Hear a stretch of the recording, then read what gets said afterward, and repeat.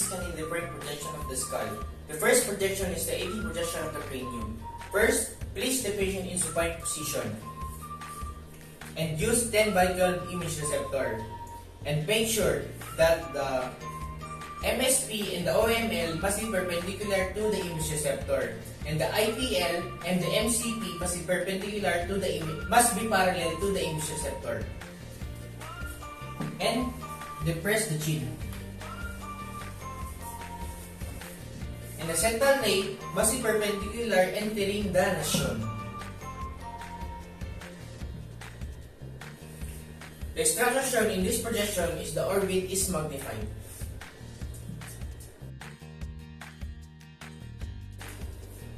The second projection is the lateral projection, right and left position of the cranium. First, place the patient in semi-prone position. And use 10 by 12 image receptor. In this case, the patient is in left position. And make sure that the MSP must be parallel to the image receptor. And the IOML and the IPL must be perpendicular to the image receptor. And the central ray must be perpendicular 2 inches above the EAM.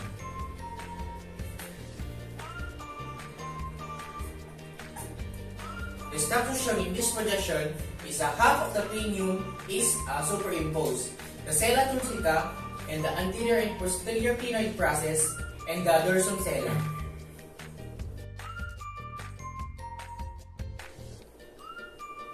The third projection of the cranium is the AP-HR projection Townes method. First, place the patient in upright position and use 10 by 12 image receptor. And place the image receptor at the level of the nasyon. And depress the patient's chin.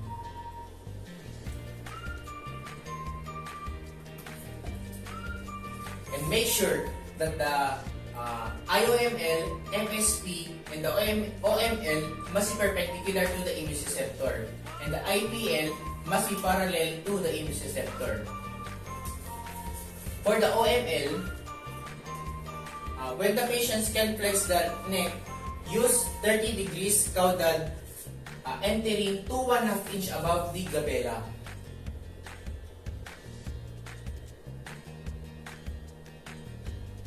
And for the IOML, when the patients cannot extend the neck, increase the extriangulation by 7 degrees. So, the central ray must be 37 degrees caudal entering 2.5 inch above the glabella. The structure shown in this projection is the occipital bone, the dorsum sella, posterior portion of the foramen magnum, posterior clinoid process projecting within the foramen magnum. The third projection of the cranium is a PHL projection Caldwell method. First, place the patient in prone position. And use 10 by 12 image receptor and place the image receptor at the level of the nasyon. And make sure that the forehead and the nose is in contact to the image receptor. So that the MSP and the OML must be perpendicular to the image receptor. And the central ray must be 15 degrees caudal exiting the nasyon.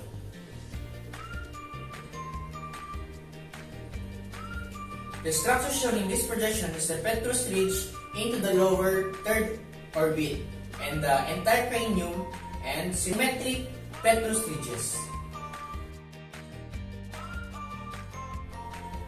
The fifth projection of the cranium is a segmental vertical projection scalar method. First, place the patient in upright position and use 10 by 12 image receptor and extend the patient's neck to the greatest extent so that the IOML and the IPL must be parallel to the image receptor. And place the image receptor at the base of the skull. and the MSP must be perpendicular to the image receptor. And the central ray must be 3/4 inch anterior to the EAM. The structure shown in this projection is the cranial base, the maxillary sinuses superimposed over the mandible.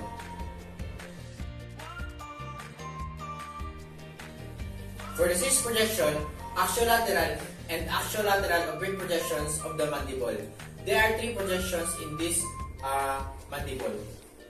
First is for the ramus.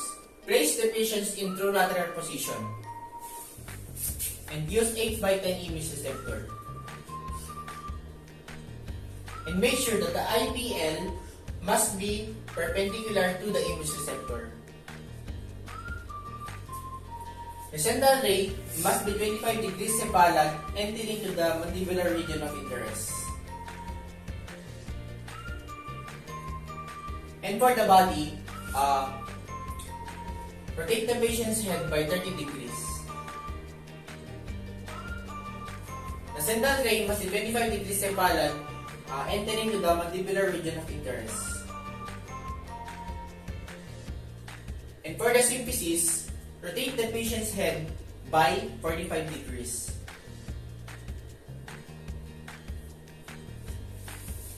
And the central ray must be 25 degrees cephalad entering to the mandibular region of interest. The structure shown in this projection is the region of mandible parallel with the image receptor.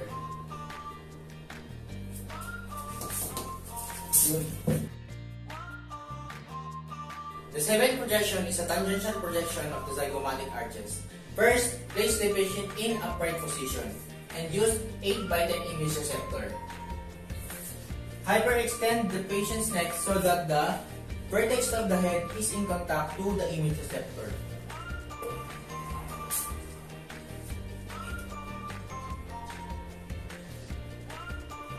And make sure that the IOML is parallel to the image receptor. Rotate the patient's head by 15 degrees toward to the side of being examined.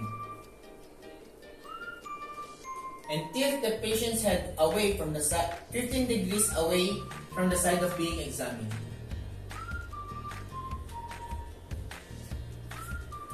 And the central ray must be 1 inch posterior entering to the outer canthus.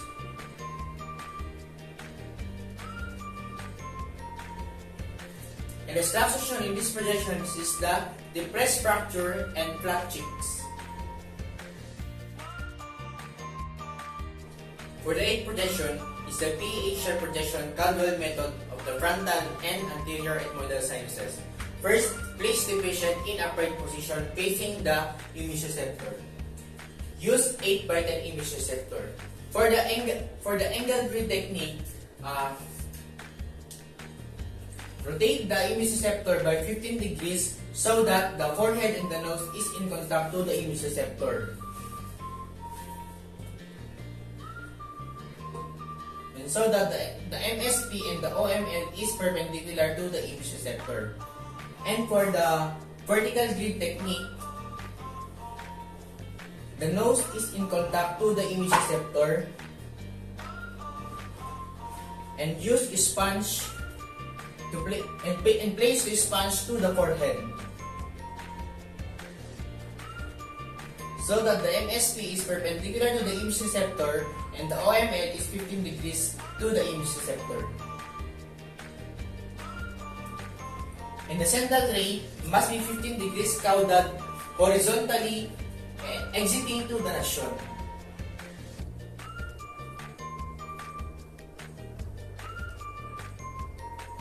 And the structure shown in this projection is the frontal sinuses and the anterior ethmoidal air cells.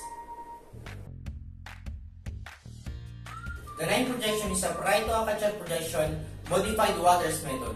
First, place the patient in prone position and use 8x10 image receptor. Place the patient's chin to the image receptor. And the MSP must be perpendicular to the image receptor, and the OML is 50 degrees to the image receptor. And the central ray must be perpendicular to the mid-orbit.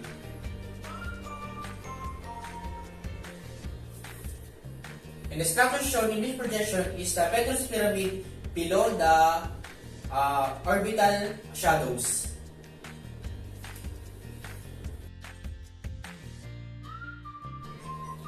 The 10th projection is a parietal-axial projection, original Swatter's method.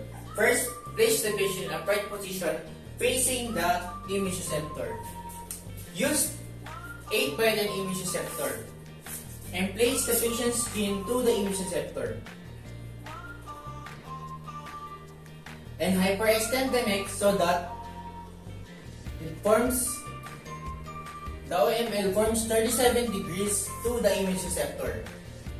And the MML must be perpendicular to the image receptor. And the central ray must be perpendicular exiting the acanthion.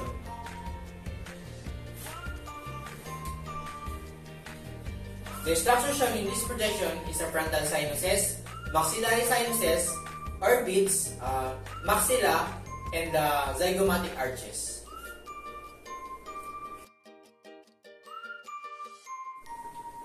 The 11th projection is the modified parietal-axial projection modified Waters method.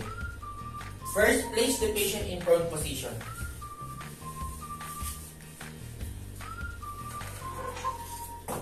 And use 8 by 10 image receptor. With less extension of the patient's neck and the chin is in contact to the image receptor. So that the OML is 55 degrees to the image receptor. And the central ray must be perpendicular exiting the acanthion.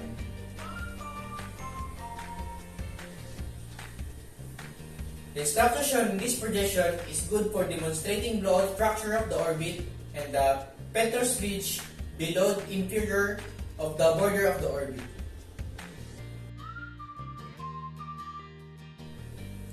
The 12th projection is the parietal-axial projection reverse Waters method of the facial bone. First, place the patient in supine position and use 8 by 12 image receptor.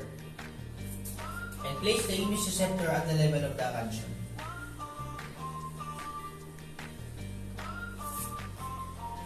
And place the patient's chin up.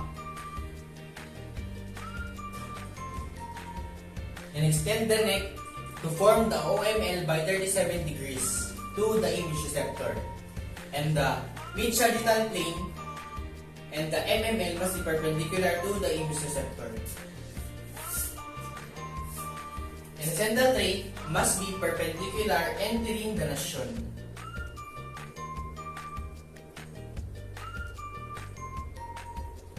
The structure shown in this projection is a superior facial bone. The 13th projection is the parietal-axial projection open mouth Waters method. First, place the patient in upright position facing the image receptor and use 8 by 10 image receptor. And place the patient's chin to the image receptor with the patient is in open mouth.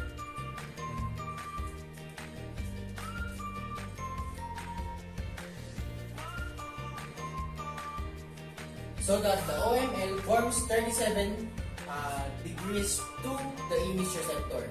And the MSP must be perpendicular to the image receptor and the MML must be parallel to the image receptor.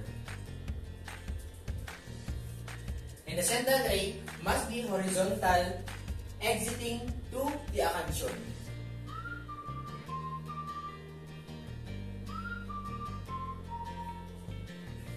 The structure shown in this projection is the sphenoidal sinuses. The last projection is a lateral projection of the parietal sinuses. First, place the patient in upright position facing the image receptor and use 8 by 10 image receptor.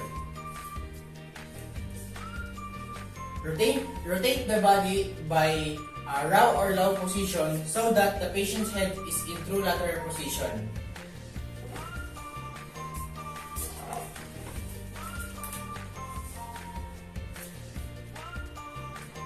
The mid-sagittal plane must be parallel to the image receptor, and the IPL and the IOML must be perpendicular to the image receptor.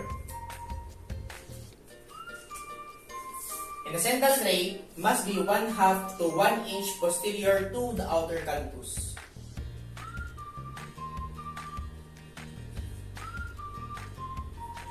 The structure shown in this projection is all the sinuses.